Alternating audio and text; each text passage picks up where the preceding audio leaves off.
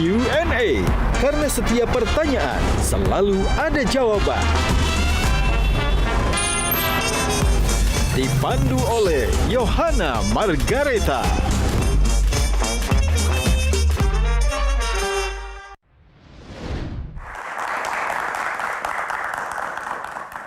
Pemirsa, di dunia digital kita mengenal istilah algoritma, sebuah urutan langkah untuk mencapai tujuan.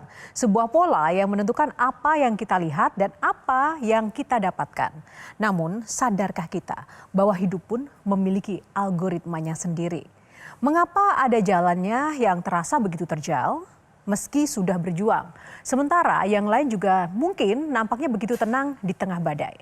Bukan tentang seberapa cepat kita berlari, tapi tentang kemana hati kita kembali. Malam hari ini Q&A akan kembali menghadirkan sosok inspiratif, sosok yang perjalanannya penuh lika-liku menuju jalan dakwah yang menyejukkan. Kini ia dikenal luas sebagai pendakwah dengan pendekatan reflektif dan relevan dengan algoritma kehidupannya sendiri. Inilah bintang tamu Q&A kita, Ustadz Dennis Lim. Kita berikan tepuk tangan yang paling meriah.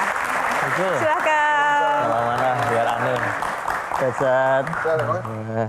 Dipersilakan duduk, Iya, Ko Dennis. Tepuk tangan lagi, teman-teman. Sehat ya, Nak? Apa kabar?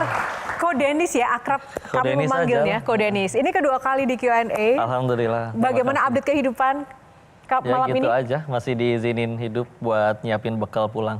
Oh gitu ya. Nah ini kita sudah ada panelis juga, Ko Dennis Iya, seperti biasa. Yang juga ingin bertanya-tanya tentang kehidupannya sampai dengan saat ini Insya Allah. update-nya bagaimana. Ada Bang Hensat, tepuk tangan buat Bang Hensat. Betul. Ada Kang Maman. Betul. Dan ada Kak Bayu Oktara. Betul. Selain itu, ada teman-teman Gen Z kita di studio. Nah, malam ini Q&A akan membahas tentang algoritma kehidupan Ko Dennis. Oke, Kehidupan Ko Dennis secara spesifik dan juga kehidupan kita semua yang ada di sini. Tapi sebelum kita akan membahas bersama para panelis, saya penasaran banget Ko Dennis. Saya sempat kepoin Instagramnya Ko Dennis. Mungkin kita akan tampilkan dulu teman-teman. Di sini Ko Dennis mencantumkan kalimat di profilnya pendosa yang terlalu banyak ditolong Allah. Kenapa sih mencantumkan ini? Apakah terkait dengan masa lalu dan kenapa Ko Dennis masih merasa sebagai pendosa? Kan sudah menjadi ustadz. Ustadz kan kata orang. Terus kalaupun ya udah tobat juga nggak pernah dapat SMS selama tobat Anda telah diterima. Gitu kan. Dan setiap hari kita berpulang ngelakuin dosa dan pasti ada dosanya. Jadi ya betul itu salah satu status kita sebagai semua manusia tuh selain hamba, aslinya semua pendosa ya. Cuman kan pertolongannya aja yang terlalu banyak. Kayak contoh ditutupin, dianggap dikira jadi orang baik. Kan saya ngelihat si Ko Dennis baik. Ngelihatnya di mana? Di pengajian. Pengajian kan 1-2 jam. Sisa 22 jamnya lagi kan nggak ngelihat. Barangkali habis itu saya maksiat. Barangkali niat sayanya salah. Jadi sedangkan kita harus hidup fokus itu nggak pakai kacamata orang tapi pakai apa yang Allah tahu. Karena akhirnya satu dunia cinta yang punya manusianya nggak suka, kitanya sendiri yang repot. Jadi ya udah kita. Oke, terima kasih jawaban yang pertama. Masih ada yang kedua nih Ko Dennis. Iya, Masih seputar IG. Ini Ko Dennis juga mencantumkan tentang maklumat tentang iklan. Nah, di era digital dari dulu sampai sekarang itu seolah-olah orang itu masih mengasosiasikan Ko Dennis itu dengan judi online gitu loh. Apa sih makna dari maklumat iklan? Ini soalnya banyak yang mereka nggak suka kali ya saya bicara tentang perjudian. Jadi dibikin video-video dari podcast-podcast yang ada, diedit pakai AI seolah mempromosikan webnya mereka. Begitu. Jadi dibilang kayak ada judi syariah lah dan yang gitu-gitu. Jadi tapi ini jadi kayak buat ya sudah bahwa ini tuh ya itu mereka penipuan, kita nggak pernah promoin apa-apa tentang itu, tidak ada yang namanya judi yang halal, tidak ada yang namanya judi yang berkah. Dan ketika akhirnya ngecek di masyarakat juga ya lebih banyak kan yang nggak percaya sih. Jadi kan gimana image yang dibangun juga di hadapan mereka ketika akhirnya kita sudah mudah-mudahan baik betulan di hadapan Allah, juga mudah bagi Allah untuk bikin mereka yang ngeliat tuh nggak percaya. Akhirnya mereka jadi kayak promosiin image-nya gratis gitu. Di saat orang lain bela-belain ngelakuin sensasi untuk lebih dikenal, ini gara-gara mereka bikin iklan fitnah judi online yang seolah dipromokan oleh Ko Dennis dan dia sampai berbayar, ya orang jadi makin tahu oh si Ko Dennis ini siapa. Jadi lebih mudah akhirnya untuk nyampein dakwah. Orang bilang jadi lebih populer, tapi kan cuman alat untuk ngenalin Allah, bukan untuk ngenalin diri sendiri. Kita meninggal nggak ditanya followersnya berapa, tapi ditanyanya kamu ngajarin apa ke followers kamu. Pintu surga memang ada 8, tapi pintu surga bagi yang centang biru kan nggak ada. Jadi ya udah. Tapi Ko Denis untuk menghadapi ujian-ujian media sosial, fitnah, framing seperti itu kan nggak mudah. Sebagai manusia biasa yang kata Ko Denis tadi adalah manusia yang juga masih penuh dosa, pernah marah nggak sih dengan situasi-situasi fitnah seperti itu? Fitnah tuh belum tentu mempan tau. Keempat imam mazhab pernah difitnah. Imam Abu Hanifah, Imam Malik bin Anas, Imam Muhammad bin Idris Asy-Syafi'i, Imam Ahmad bin Hambal. Tapi ada satupun orang yang benci mereka? Enggak ada. Kita sholat aja ngikutin mazhab mereka. Buya Hamka dulu pernah dipenjara. Tuduhannya pengen golingin Indonesia. Ada yang percaya. Soekarno-nya aja ketika wafat minta disolatinnya sama Buya Hamka. Jadi ketika kitanya udah benar-benar lempeng, orang nerima ada fitnah juga nggak langsung percaya gitu. Kecuali kitanya juga dikenal sebagai orang yang emang biasa ngaco, tahu-tahu ada berita bahwa si orang ngaco ini nipu, oh udah kemakan. Jadi anggaplah ternyata kita akhirnya ada orang yang kemakan. Terus emang kenapa mulut orang kan nggak laku, kan surga kita nggak di mulut orang, surga kita di Allah. Jadi lempeng aja. Kalau misalkan akhirnya orang masih caci ngehujat, kitanya marah, ya berarti selama ini kamu dakwah buat apa? Buat Allah atau buat makhluk? Jadi ya udah enjoy aja bismillah. Bicara soal zolim, pernah nggak dizolimi dan momen zolim paling apa yang pernah dialami? Aslinya yang bahaya buat diri kita tuh dosa kita sendiri sih. Jadi ketika kita nganggapnya zolim itu adalah dijahatin orang, kalau kita ngelihat dari sudut pandang yang lain itu tuh fasilitas dari Allah buat mudahin kita pulang ke surganya Allah aja. Kita mati bakal ke surga pengen. Nabi Adam aja diusir dari surga, dosanya 1. Sedangkan kita pengen pulang ke surga emang dosanya 1. Sedangkan ibadah kita segitu-gitunya, sholat lupa rakaat wae, istighfar jarang, zuhur 5:30, asar 5:30, nah gara-gara nanggung 2 episode lagi. Terus jadi gimana nih, pengen pulang surganya Allah amalan kurang, pasti dikasih fasilitas. Contoh, ada yang ngutang tapi galakan yang ngutang. Atau apapun itu. Nah itu mereka lagi jadi fasilitas. Karena saya masih punya banyak gitu stoknya. Stok saya masih banyak kalau itu ya. Udah masih marah-marahin. Mulai ngitung. Kita saya banyak. Jadi ya sudah gitu, ketika akhirnya dizolimin nih, kan kata kita aja nih bahwa dia itu zolim kepada kita. Padahal kalau mau lihat dari sudut pandang lain, dia tuh lagi mudahin kita ke surganya Allah, udah gitu aja.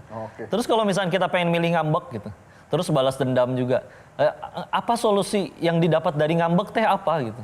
Dia berubah, bisa tambah dendam juga. Lagian orang jahat nih ke kita, Allah lihat nggak dia jahat? Lihat, ya kan? Terus cepat atau lambat pengadilan Allah bakal datang nggak buat dia? Bakal. Kalau mau ditanya lagi, lebih ajib mana? Balasan dari diri sendiri atau balasan dari Allah? Dari Allah. Terus kalau ujung-ujungnya Allah juga bakal turun tangan, ngapain? Atau kita ngotorin tangan kita sendiri? Nah, Kang Maman, perbandingannya hisapnya berapa lama antara saya yang bukan di pemerintahan dengan di pemerintahan? Kullukum ra'in, setiap diri kalian adalah pemimpin. Dan Nabi juga melanjutkan di riwayat yang lain bahwa akan ada hari di mana dinar dan dirham itu nanti nggak laku lagi. Yang berlaku nanti apa? Amal soleh. Maka nanti orang yang pernah dizolimi oleh kita, terus nanti dia akan hadir di hadapan semua makhluk, di hadapan Allah, menuntut. Nah, kalau di dunia masih bisa, mohon maaf ya, beres pakai duit, ya nggak? Bahkan dulu dalam Islam masih ada istilah diat. Diat itu kalau misalkan ada orang nggak sengaja atau sengaja bunuh orang, boleh pilih nih keluarganya, ini mau dikisos atau bayar diat. Jumlahnya besar sekali dan bisa selesai pakai duit memang. Tapi di hari itu nggak bisa. Maka nanti gimana caranya? Pahalanya si pelaku kejahatan ditransfer ke si korban. Terus si korbannya kalau misalkan pahalanya nggak cukup nih, maka dosanya diangkut sama yang jadi pelakunya. Maka ada orang yang nanti kata Nabi muflis, bangkrut.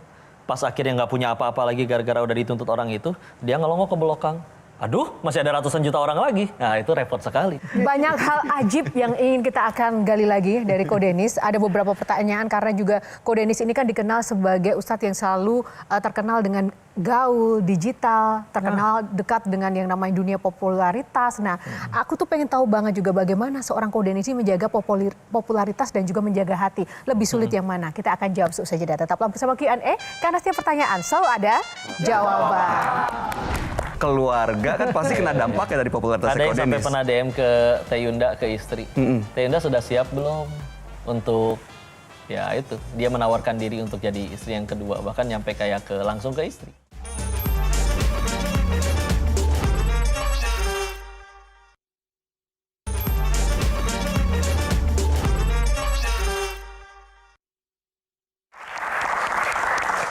Kembali di Q&A masih bersama Ustadz Denis atau Ko Denis. Tadi saya sempat menanyakan pada Ko Denis di segmen yang pertama. Ko Denis ini kan sosok Ustadz yang terkenal, followersnya banyak, otomatis akan lekat dengan yang namanya hasrat popularitas. Mungkin bukan hasrat ya, tapi dengan dunia popularitas. Bagaimana sih Ko Denis ini menjaga popularitas dan juga menjaga hati, dan lebih sulit yang mana Ko Denis? Ingat itu aja tadi, bahwa populer itu cuman alat untuk kenalin Allah, bukan untuk kenalin diri sendiri. Dan kita meninggal nggak akan ditanya berapa orang yang cinta atau kagum sama kamu. Kita bicara di hadapan Mabes TNI, di hadapan semua tentara, diwajibkan oleh Pak Jenderal untuk ikut. Sama bicara di markas Hansip, yang ikut cuma satu Hansip, itu juga ketiduran. Selagi niatnya benar, tetap jadi amal soleh. Mau yang nonton datang banyak, tapi niatnya salah, nggak jadi apa-apa di hadapan Allah. Karena niatnya tadi salah. Jadi ya banyak ingat-ingat tentang diri sendiri aja di hadapan Allah, karena Allah tahu kita kalau sendirian ngapain aja. Jadi jangan ketipu sama topeng. Orang kan ngelihat kitanya sebentar doang. Dan makin populer itu harusnya kalau ditanya ya makin takut gitu. Karena makin banyak yang memandang, makin banyak yang ngikutin. Kalau ternyata yang disampaikan salah dan akhirnya diikutin orang, maka jadi transferan dosa jariah. Jadi ya sudah, gunain ini aja untuk jadi alat untuk kenalin Allah aja. Nah, ukuran kesuksesan seorang pendakwah bagi Ko Denis secara pribadi, apa indikatornya? Ya satu, Allah ridho, dua nyampe surganya Allah. Ya baru ketahuannya kan nanti setelah mati. Makanya kan kita pernah ada nasihat kan dari ulama terdahulu. Memang ada kebaikan kalau kita belajar ke orang yang udah mati. Karena dia udah selesai dari fitnah. Udah selesai tutup buku, orang udah tahu hidupnya seperti apa dan akhirnya adalah kebaikan gitu. Kalau kita belajar sama orang yang masih hidup, memang boleh. Tapi ya orang ini masih bisa tergelincir nanti di akhir hidupnya. Jadi ya sudah. Alhamdulillah kita dikasih teladan, dan teladan yang terbaiknya pun sudah wafat, tapi kita masih bisa ikutin petunjuknya kan masih ada. Nah, kalau jadi sebuah buku, kehidupan Ko Denis ini akan diberi judul apa? Kira-kira? Jadi buku, udah ada sih bukunya. Judulnya Perjalanan Mencari Allah. Judulnya Betapa Besar Kebaikan Tuhannya kepada hambanya. Maka tinggal kitanya gitu, kita aja sendiri nggak suka sama orang yang nggak tahu diri gitu. Masa kitanya jadi hamba yang nggak tahu diri di hadapan Allah. Jadi ya lempeng aja udah, bismillah. Silakan kamu. Saya ingin mengaitkan 3 hal nih Ko Denis. 3. Popularitas alat untuk mengenal Allah. Status Mengenalkan Allah. Mengenalkan Allah kan. Status saya pendosa dan saya ahli IT. Bidangmu gitu kan.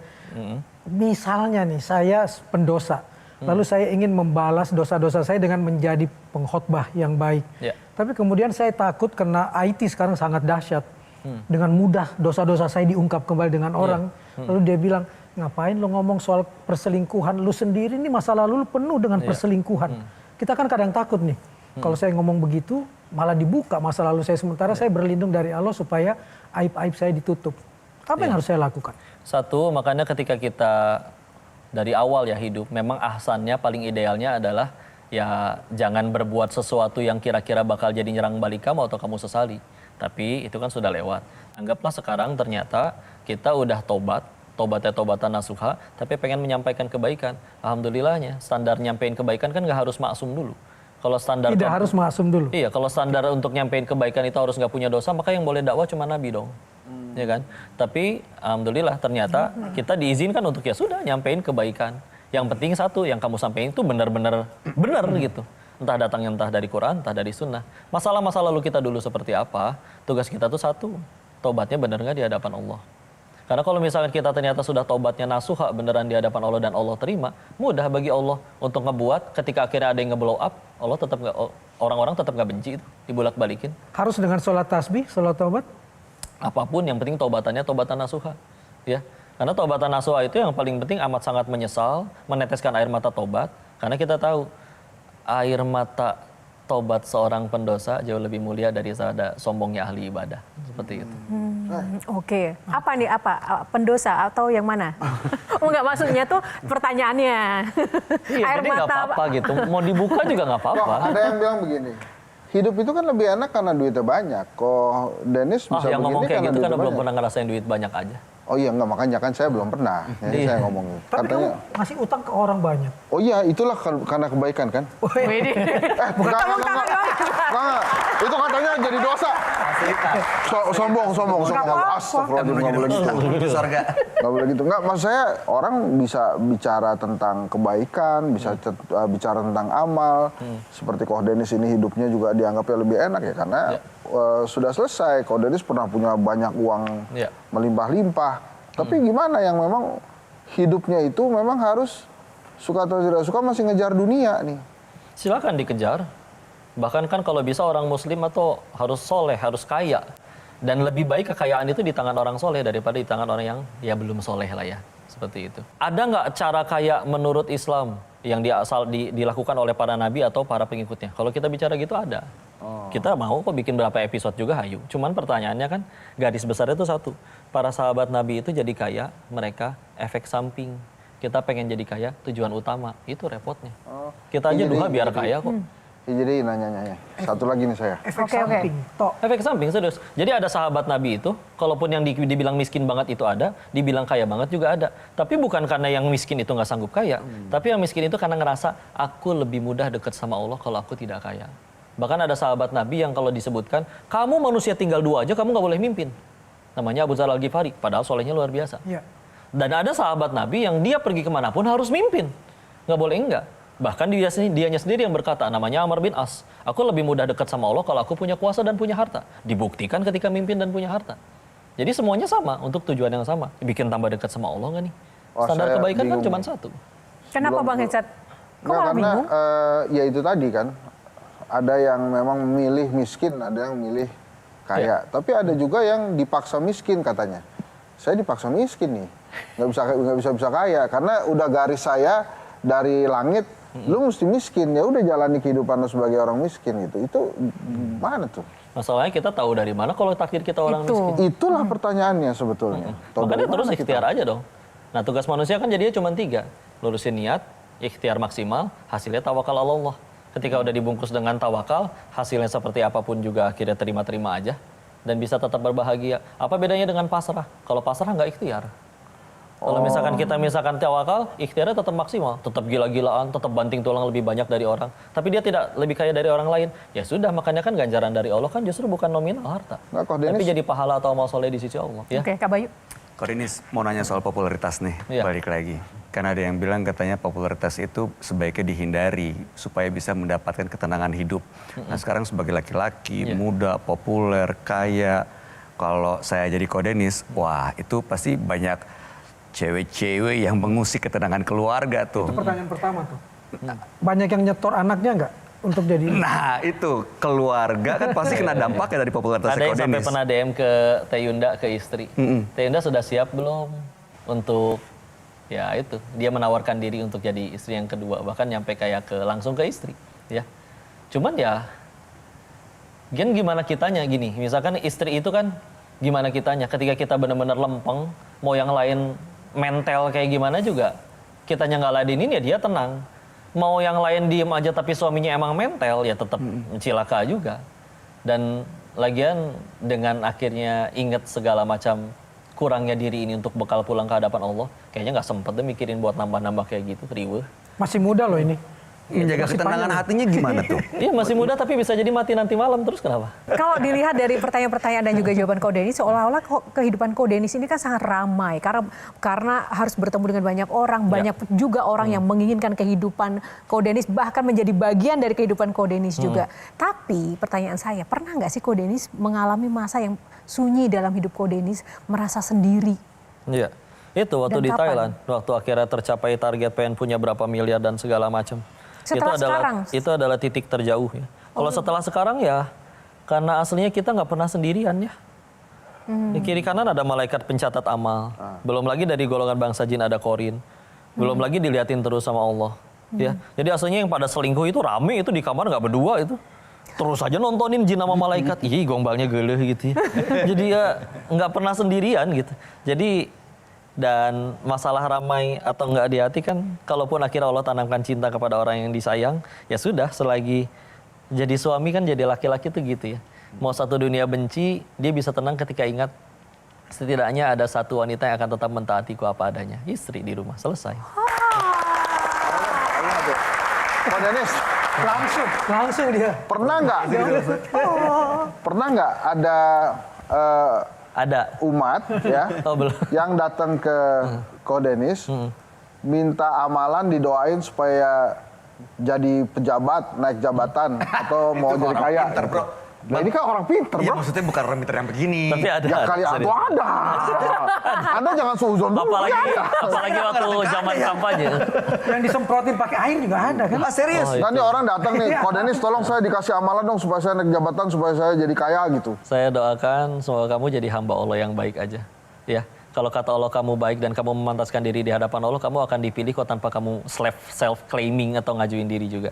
Bahkan kalau mau jujur, di zaman Nabi itu, ketika ada yang mengajukan diri untuk menjadi pemimpin, justru itu fix dia yang nggak boleh jadi kandidat.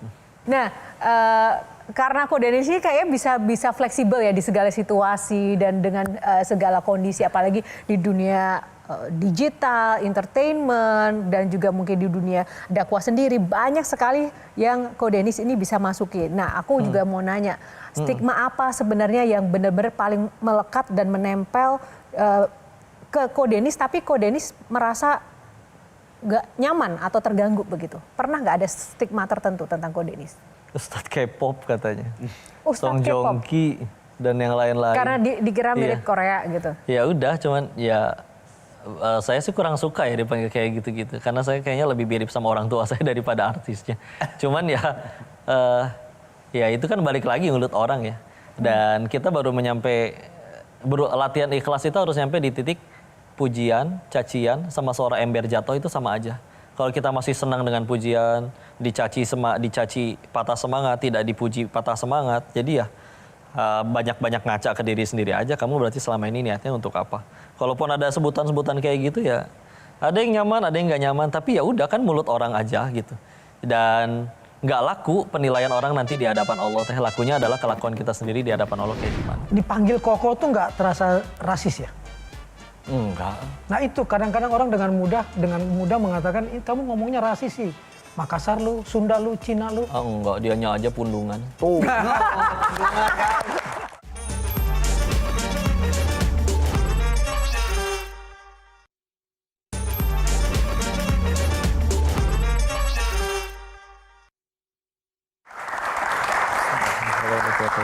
Ko Denis kan seorang ustadz, tapi Ko Denis menyampaikan saya kan nggak takwa. Itu tidak takut akan kemudian menjadi bumerang buat Ko Denis ya? Kan menjadi pemimpin umat kan dia harus bertakwa. Yang nyebut jadi pemimpin kan mereka. Saya nggak pernah mengajukan diri, nggak pernah menerima itu sebagai pemimpin juga. Dan balik lagi, kita beramal memang beramal. Tapi kan yang nentuin diterima atau enggaknya Allah.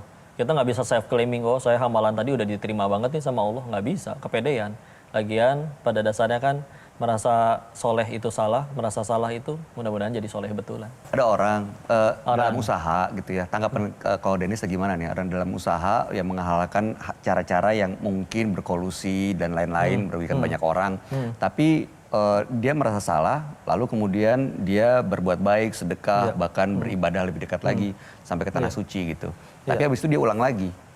Nah, tanggapan Ko Denis melihat yang seperti itu, apakah memang seharusnya begitu? Orang bikin salah boleh, asal ya dibayar dengan cara beribadah, pendekat. Habis itu lo bikin salah lagi, ya apa-apa. Ya rugi dianya. Karena ibadah ada dua, ada yang sah, ada yang diterima. Sekedar sah gampang, rukun dan syarat dipenuhi. Tapi kalau pengen diterima dan kita perlunya yang diterima, bukan sekedar sah. Yaitu adalah syaratnya dua. Niatnya benar, caranya benar. Ini bisa jadi mungkin niatnya benar nih. Ya udah aku ambil lebih banyak toh nanti aku bisa sedekah juga. Itu sama aja kayak niatnya benar aku pengen tambah takwa. Caranya gimana? Ya udah makanya tadi saya sholat subuhnya 6 rakaat. Kan nggak bisa. Niatnya benar. Caranya juga harus benar. Karena kalau misalnya dua-duanya nggak dapat, dan ini dan ya, bukan atau. Karena kalau misalnya dua-duanya nggak dapat, nggak jadi apa-apa di sisi Allah. Rugi nggak? Udah nyolong, dosanya tetap ketulis. Giliran udah berbuat baik, duitnya udah tetap keluar, nggak jadi apa-apa di sisi Allah. Jadi mendingan lempeng sekalian. Jadi korup untuk kemaslahatan umat itu nggak benar kan? Nggak ada, nggak boleh. Saya ambil sebanyak-banyaknya demi umat. Nggak ada, nggak Kayak laku. Robin Hood gitu. Nggak boleh. Nggak ada. Apalagi sudah dicontohkan oleh orang-orang yang lebih soleh dari kita dahulu. Mereka caranya benar dan juga niatnya juga benar. Tapi Tuh kalau kalau ada cara yang benar ngambilnya ada, dari ngapain penjahat? kayak gitu? Kenapa? Ngambilnya dari penjahat. Ngambil dari penjahat nanti ada urusannya sama Allah. Kenapa kita harus ikut-ikutan jahat? Oke, sedikit satu kamu. Satu yang paling gampang ya. Dipanggil Koko tuh nggak terasa rasis ya? Enggak, menurut saya enggak. Dan lebih mudah aja, lebih mudah untuk disebut juga, dan lebih mudah ngejaganya juga daripada dipanggil kiai, dipanggil ustadz, dipanggil Lebih senang dipanggil Koko. Koko aja. Dah emang Cina gitu. emang kongko, iya emang Cina, mau gimana lagi? Nah itu kadang-kadang orang dengan mudah mengatakan, kamu ngomongnya rasis sih. Makassar lu, Sunda lu, Cina lu. Enggak, dianya aja pundungan. Tuh. Yes. Woy, jangan pundungan. Kayak Bang Hensa jangan pundungan, Bang Hensa. Enggak, gue bingung. Emang belum nyampe saya. Ilmu tuh masuknya dari bingung kok. Oh iya gitu ya? Iya. Iya, bingung kan jadi nyari tahu. Bingungkan dulu ilmu. Jadi cari tahu. Kalau nggak tahu-tahu, Belajar lagi terus. Gak apa-apa. makanya Belajarnya tahu kan bukan jadi tempe. amal soleh. Belajar lagi. Ini Ayo, nanya. Ikut nanya dong. Oh ya, adik-adik di sini ya, mau ada yang nanya nggak? Ada. Oke. Maju boleh sini. Perkenalkan diri disuruh nanya, dulu. bukan disuruh maju. Gak apa-apa. nanya di depan. Bikin bingung orang nih. Bang Hensa kalau kamu bingung boleh, tapi jangan bikin bingung orang gitu loh. Silakan, kenalkan diri dulu. Halo kok, perkenalkan nama saya Rofi. Ya. Saya tuh mau nanya, kan sekarang itu banyak pendakwah itu yang terjebak untuk menjadi selebgram gitu. Iya. Nah kalau dari Koko sendiri tuh gimana caranya biar pesan Allah itu nggak kalah saing nih dengan tuntutan konten yang harus viral atau harus trending gitu kok. Wih, keren. Terima kasih, silakan kembali. Makasih Rofi. Iya. Satu, kita punya aturan syariat. Jadi selagi isi kontennya bertentangan, maka tidak diterima. Tapi selagi isinya masih bisa tidak bertentangan, maka silakan diterima. Dua, jadikan bahwa ini semua tuh cuman alat. Nih kita akhirnya nyampein sendiri di platform kita sendiri. Tahu-tahu ada undangan misalkan dari sesuatu yang punya platform lebih besar. Entah channel YouTube-nya lebih besar, entah brand dia lebih besar. Dan kita punya kesempatan untuk bicara di situ. Dan bicara dengan followers dia yang mungkin belum pernah mendengar tentang Allah. Jadi sudah kita jadikan itu alat untuk nyampein Allah. Balik lagi ke yang tadi. Ya. Dan hasilnya seperti apa? Yang paling sukses satu, yang membuat Allahnya ridho. Bukannya akhirnya view-nya paling banyak. Bukannya akhirnya like-nya paling banyak. Jadi enak kan patokannya kayak begitu. Tapi Nikmatin dituduh aja. ria gimana? Ria kan tuduhan orang. Dan pengadilan kita kan nanti kan ada juri yang maha adil. Sudah tuduhan orang Kalau terus kita kenapa? berbuat baik, kita masukkan ke media sosial Lempeng kita. aja bismillah. Dan kalau pengen ngejaga diri dari tuduhan ria, contoh ada orang sedekah 10.000, ketahuan sama orang, wah dia sedekah, dia ahli sedekah, bla bla bla. Maka yang nggak ketahuan harus lebih banyak. Tahu-tahu diam-diam dia transfer lagi atau sedekah lagi 20.000. Ya ikhlaskanlah orang-orang yang berutang. Nah, ini ada pertanyaan bagus nih dari Q&A nih. Oke. Ini saya jawab baca aja nih. Kok Denis, Dalam mengapa banyak orang yang sudah bekerja keras tapi rezekinya macet? Sementara ada orang yang santai tapi rezekinya mengalir. Di mana variabel yang hilang? Ini kaitan dia curhat nih. Yang bikin pertanyaan. Yang baca curhat. Enggak. ya memang ya, makanya kalau pengen kaya jangan kerja di Metro, mendingan jadi koruptor gitu kan. Kalau pengen, iya gitu kan. Begitu betul nggak? Nah cuman kan tadi kan, ya yang korupsi enak dapat duit banyak. Ya terus kalau misalnya tadi udah kerja keras nggak dapat apa-apa. Ya kata siapa, balasan atau rezeki itu cuma dalam bentuk nominal. Para nabi dan orang-orang soleh terdahulu ya dicaci, difitnah, dibunuh atau segala macam. Ya karena yang mereka kejar adalah apa yang ada di sisi Allah. Mangga weh kehilangan semuanya. Cuman karena kitanya belum ngejar ke Allah kayak kenapa ya aku udah bak-bak tapi kurang. Ya justru keadilan Allah. Kalau misalkan yang boleh masuk surga cuma yang paling kaya, Allah dong yang nggak adil. Kan yang bagiin Allah. Yang korupsi dapat uang lebih banyak, ya dia yang rugi. Maaf ya, koruptor itu manusia yang paling bodoh. Karena duitnya nggak akan dibawa, tapi kelakuannya bakal dipertanggungjawabkan berapa lama tuh di hadapan Allah. Kok Denis pernah merasa lelah dan jenuh tidak dalam berdakwah, dan itu di momen apa, terus apa yang kemudian membuat bertahan sampai sekarang? Alhamdulillah kalau misalnya di dakwah mah, kalaupun ngerasa lelah, saya suka balik lagi mikir diri sendiri. Kenapa lelah? Jenuh? Ulama jenuh, masalah jenuh kita perlu waktu istirahat jelas. Kadang kita ketemu berapa sehari, berapa kajian, ya sudah. Tapi kan semuanya itu balik lagi ya. Itu ladang kita nyiapin bekal untuk pulang gitu. Dan kita selalu bisa, kalau Koko selalu bisa tutupi dengan cara bahwa ulama terdahulu itu nuntut ilmu itu bisa nyebrang laut, bisa jalan kaki sekian lama. Nah, Imam Syafi'i belajar ke Imam Malik itu 16 tahun gak pulang-pulang, itu pun pulang gara-gara gurunya wafat. Jadi ada orang-orang yang jauh lebih mulia dari kita, sedangkan kita ya punten dakwahnya aja gini, kursinya enak, ininya ber-AC. Kamu tuh mau ngeluh kayak gimana sih? Jadi mikir gak, apakah Allah itu iseng gitu ngasih contoh orang-orang soleh terdahulu itu? di ujiannya seperti itu, sengaja supaya kita tuh nggak bisa adu nasib gitu. Aku ceramah nggak enak, mic-nya nggak enak. Dulu nggak pakai mic, dulu nggak pakai AC, tapi tetap aja terus dilakuin dan nggak ada yang ngeluh kayak begitu. Jadi kalaupun ngerasa jenuh, lelah, manusiawinya mungkin ada. Tapi kalau misalnya sampai saya mikir kayak begitu, udah hukum diri sendiri aja. Kamunya aja kali belum ikhlas. Saya tanya, ini mohon maaf ya kalau nggak berkenan ya. Haji sama umroh itu sebaiknya tuh berapa kali sih? Kalau Apakah ngikutin, kalau ya. berkali-kali artinya dia lebih mulia di mata Allah? Kalau ngikutin sunnah Nabi, Nabi itu haji sekali dan Nabi itu umroh 4 kali.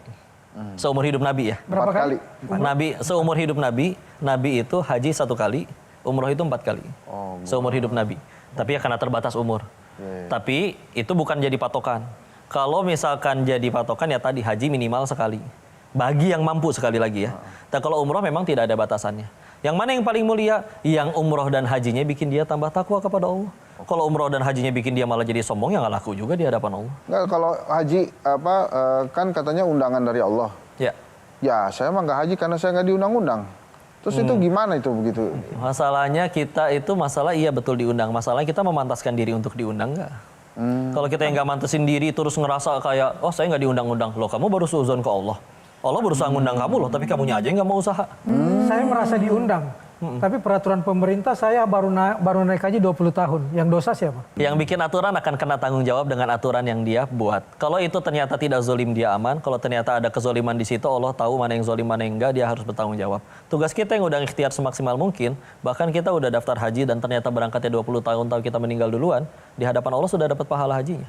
Jadi ruginya belah mana? Satu lagi, Kak Bayu. Ya.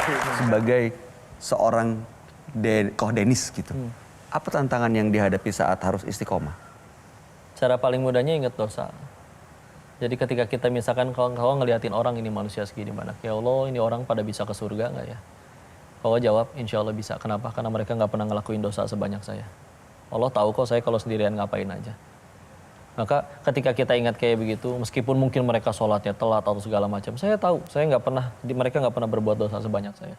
Maka dengan diri yang aslinya pantas mati, mudah Allah hukum kapan saja atas sekian banyak dosanya. Terus bukannya dimatiin, malah diizinin ketemu orang baik, ketemu mahasiswa yang hebat, ketemu orang-orang hebat. Terus kamu nggak pengen berdakwah lebih banyak, belajar lebih banyak, menghafal lebih banyak, bermanfaat lebih banyak. Kamu nggak tahu diri itu di hadapan Allah. Sedangkan kita aja nggak suka sama orang nggak tahu diri. Maka jangan jadi orang kayak gitu di hadapan Allah. Maka kalau setiap kali ada orang yang berdakwah mungkin mereka layak untuk dapat pahala. Pokoknya asal itu diizinin buat jadi penggugur dosa yang lama juga udah alhamdulillah. Tapi algoritma hari ini itu kan bahaya banget. Ya. Koh Denis hijrah dari penjudi, bandar judi, sekarang jadi Koh Denis seperti sekarang. Ya. Tapi masih aja kan dipakai algoritmanya dengan judi syariah. Ya. Seolah-olah pendukung judi syariah. Ya. Susah untuk diputus hari ini. Bagaimana kami harus meyakinkan diri bahwa oke ada algoritma, tapi kami bisa terputus dari masa lalu kami yang sejahat itu, sehitam Ya. itu. Masa lalu nggak bisa kita putus. Buktinya tadi cara saya berusaha istiqomah adalah dengan ingat dosa masa lalu. Apa yang membentuk Denis hari ini kan dosa-dosanya yang masa lalu juga. Tinggal pertanyaannya, kamu pengen apain itu dosa? Pengen terus didiemin terus nanti siap terima hukumannya? Atau benar-benar jadi hamba yang bertobat di hadapan Allah? Dan selagi akhirnya orang masih nggak suka, masih mencaci, tapi kamu benar-benar udah taubatan nasuha, siapa yang bisa nyalakain kalau Allah udah ampunin? Buktinya nggak pada mempan tuh. Yang tahu kita taubatan nasuha kan Allah. Lalu kita berhenti jadi peselingkuh. Tapi begitu kita berbuat baik, orang tetap hajar kita. Alah lu peselingkuh lu, dimunculin pula di media sosial. Iya. Malu pula keluarganya. Iya. Penggugur dosa dong. Penggugur dosa. Iya, gara-gara dibuka, gara-gara dihujat satu dunia, lumayan gugur dosa. Oke. Keluarga juga ikut digugurkan dosanya. Keluarga pun digugurkan. Mungkin kata Allahnya gini, cie katanya mau tobat, masa duit haramnya nggak dibuang. Ya Allah kan nih ngumpulinnya lama, saya nggak sanggup ya Allah, jadi saya banyak ditolong. Siapa yang nolong? Tukang tipu datang semua.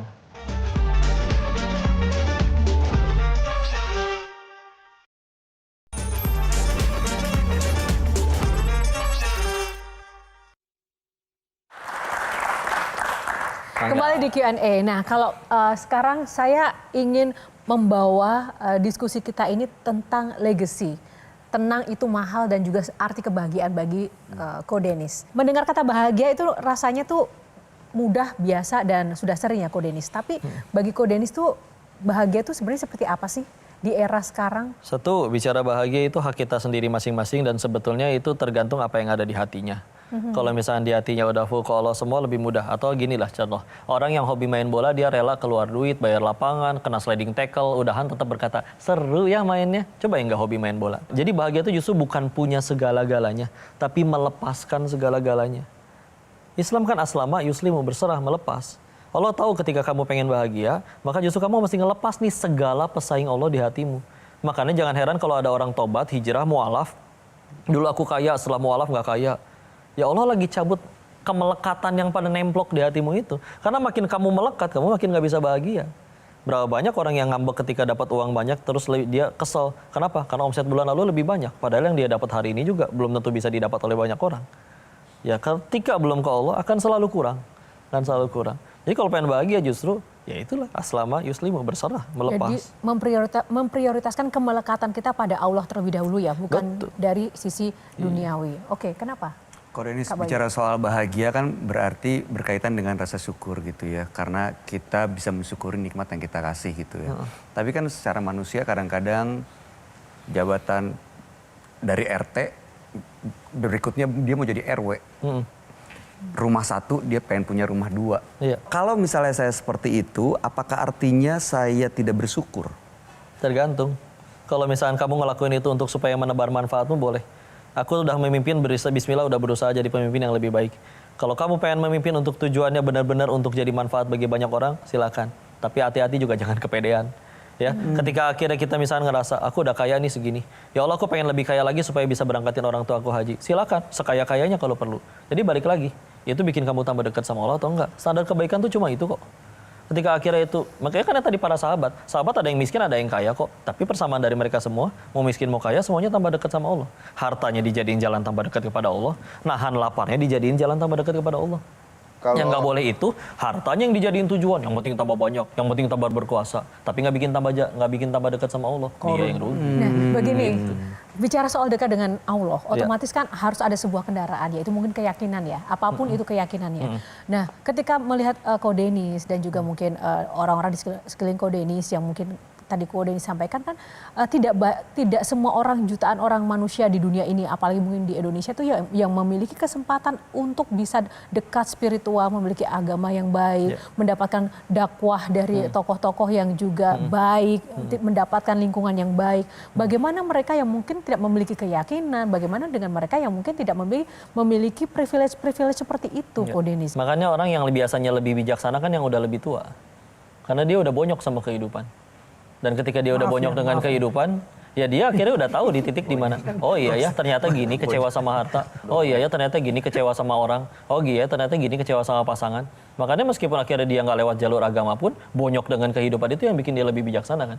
Dengan dia lebih bijaksana kan lebih mudah bahagia juga. Walaupun mungkin tidak memiliki agama? Walaupun tidak memiliki agama, tergantung. Dia kayak gimana nih. Kalau ternyata ada orang yang benar-benar tinggal di pedalaman, di situ bahkan belum ada internet dan segala macam, dan agama nggak masuk ke situ, dia disebutnya kaum fatroh, yang dia tidak akan dihisab karena dia tidak pernah disampaikan agama. Yang akan dihisab itu yang tadi agama nyampe nggak ke dia. Oke, nih tiga-tiganya. Soal agama nih soalnya tadi. Kan kalau bisa pemilu kita boleh golput. Nah saya pernah ketemu sama orang agnostik. Dia bilang sama aja kayak golput. Saya tahu ada partai-partainya, saya tahu ada agama-agama tapi saya tidak memilih. Tanggapan Ko Denis terhadap agnostik? Ya udah silakan dipilih aja. Kalau pengen jujur ya, agnostik mohon maaf ya kalau agak kasar. Itu adalah dia gini deh. Kalau saya bilang gelas ini tiba-tiba ngebentuk sendiri, tiba-tiba ada, meja ini juga tahu-tahu dia memotong kakinya sendiri, lalu membentuk dengan 3 bagian ini tiba-tiba ada. Kalian percaya nggak? Nggak masuk akal kan? Nggak masuk akal. Apalagi alam yang segini besar dengan segala macam gunung dan lain-lainnya lebih nggak masuk akal lagi. Oh nggak masuknya agnostik itu. Tapi ketika akhirnya dia agnostik, dia cuman bentuk nggak mau dibilang bodoh, tapi malas ibadah. Makanya udah aku agnostik aja. Semua agama sama aja. Ternyata ada orang-orang yang lebih sukses, berhasil, contoh Nabi dan para pengikutnya, mereka beragama. Kok ya. Lebih banyak mana penghasilannya sebagai bandar judi atau sebagai pengkhotbah? Ada 2 pertanyaan. Ya. Bandar judi lah. Bandar judi lebih banyak. Tapi bahagianya pasti pengkhotbah. Iya. Bagaimana caranya memutus hijrah itu? Semua yang didapatkan dari bandar judi habis menjadi 0, supaya tidak ada dosa masa lalu kemudian menuju ke Ko Denis yang sekarang. Saya pulang bawa duit banyak loh. Ya itu dia. Tapi duit haram semua. Dan terus mungkin kata Allahnya gini, cie katanya mau tobat, masa duit haramnya nggak dibuang. Ya Allah kan ikut ngumpulinnya lama, saya nggak sanggup ya Allah, jadi saya banyak ditolong. Siapa yang nolong? Tukang tipu datang semua. Tukang tipu datang, Iya. menghabiskan uang. Habis. Intinya saya pernah nyampe di titik sampai akhirnya jualan kaos kaki di trotoan di emperan Dago. Pernah jadi kurir ekspedisi, ngetok-ngetokin pintu orang naik motor.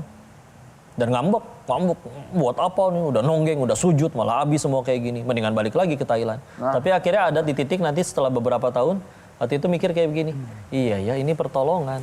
Sisa duit haramnya jadi nggak ada yang kemakan. Apa jadinya tobat sambil makanin duit haram? Kenapa saya ngambek? Waktu itu Tuhannya saya duit, bukan Allah. Buktinya ketinggalan sholat nggak nangis, hilang duit baru nangis. Apa sih sebenarnya legacy yang ingin Ko Denis tinggalkan begitu bagi umat, bagi masyarakat? Kalau bicara egoisnya untuk diri sendiri tentu pengen punya pahala jariah sebanyak-banyaknya. Alhamdulillah kalau dulu kan pakai nulis kitab, sekarang kan sudah ada internet. Semua video kita yang masih ada, ini pun nanti akan ada berada di internet. Mudah-mudahan bisa jadi jalan orang kenal sama Allah, dekat sama Allah. Kalau buku juga ditulis, anak-anak, murid-murid yang pernah belajar, mudah-mudahan meneruskan pemikiran, meneruskan dakwahnya. Ya udah, itu legacy yang terbaik. Ini manusia yang paling beruntung kan. Ada orang yang hidupnya cuma 40 tahunan tapi punya pahala jariah 8 abad. Seperti Imam Nawawi contohnya. Sedangkan ada juga orang-orang yang paling rugi. Hidupnya lama, katanya dikagumi dan gak ada yang bisa nyentuh dia secara hukum. Tapi ternyata dosanya mengalir berabad-abad setelahnya. Karena cara hidupnya salah. Closing statement? Karena waktu habis Kang Mamang langsung closing statement aja. Saya jadi punya semangat untuk tetap melanjutkan kebaikan-kebaikan meski saya juga adalah pendosa. Setelah mendengar ini bahwa nggak harus maksum untuk menjadi orang baik dan nggak harus maksum untuk menjadi orang yang bisa melangkah lebih baik. Terima kasih. Terima kasih Kang Mamang. Kak Bayu? Terima kasih Ko Denis. Yang jelas konten-konten Ko Denis, podcast-podcastnya sangat menginspirasi anak saya yang 18 tahun, artinya milenials, anak-anak muda. Saya lebih mudah diskusi dan menanamkan nilai-nilai baik. Mudah-mudahan akan banyak lagi konten-konten yang baik seterusnya dan bisa bermanfaat untuk kemaslahatan. Alhamdulillah. Mohon doanya. Makasih banyak. Statement terakhir? Nggak, saya masih jauh lah, saya masih perlu banyak belajar setelah dengar Ko Denis ini. Oke, semangat Bang Hinsan. Baik, terima kasih Ko Denis, terima kasih juga adik-adik. Tapi satu lagi Ko Denis kan ini selain di Q&A, Ko Denis kan juga memiliki acara juga di bulan suci Ramadan ini, namanya adalah program Asmaul Husna. Boleh Ko Denis mungkin disampaikan terakhir ini buat pemirsa programnya seperti apa dan boleh dong ajakin pemirsa untuk menyaksikan Ko Denis di situ. Iya, terima kasih kepada Metro TV mengizinkan untuk menggunakan wadah dakwahnya, wadahnya untuk bagi kami berdakwah ya. Ini kami ada sepanjang Ramadan selama 30 hari insya Allah, tayang selama sahur ya. Jadi nanti silakan yang pengen sahurnya itu nggak cuma nonton acara yang bercanda-bercandaan atau apapun itu, ya silakan tinggal setia Metro TV, setiap sahur kita ngaji bareng di situ selama 30 hari di bulan Ramadan di Asmaul Husna Metro TV. Bang Hinsan jangan lupa ya, Kang Maman, Kak Bayu nonton Metro TV untuk menemani sahur Asmaul Husna bareng Ko Denis. Oke teman-teman juga ya, semangat semuanya. Terima kasih Ko Denis sekali lagi untuk waktunya, nilai-nilainya yang luar biasa di Q&A kali ini. Semoga membawa berkat bagi kita semuanya, dan episode kali ini juga memberikan inspirasi dan juga menambah pengetahuan baru bagi Anda pemirsa dimanapun Anda berada. Dan sekian dulu Q&A, kita jumpa di episode inspiratif lainnya untuk Anda. Atas nama kru yang bertugas, saya Yohana Margareta undur diri karena setiap pertanyaan selalu ada jawaban. Sampai jumpa lagi, terima kasih.